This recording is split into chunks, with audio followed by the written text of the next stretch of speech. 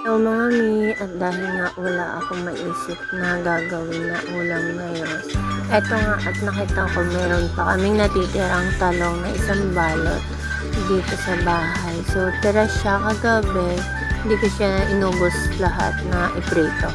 Isang balot. So ang plano ko sana ay itotorta ko nga. Para maiba naman, gawin ko na lang fried. Parang fried fillet lang ba? Diba? Makakapambudol na naman tayo ng mga batang hindi mahilig kumain ng gulay.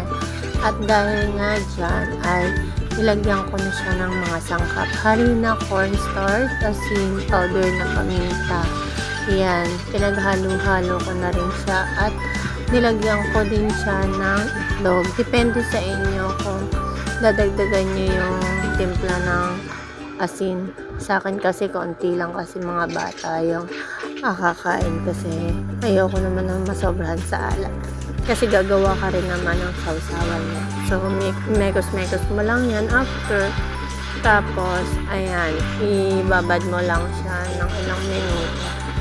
Then, magkainit na ng mantika sa kawali. At isa-isa na siyang iprito. O, diba? Ayan na siya. O, diba? Tapos, dito na natin pa isa-isa.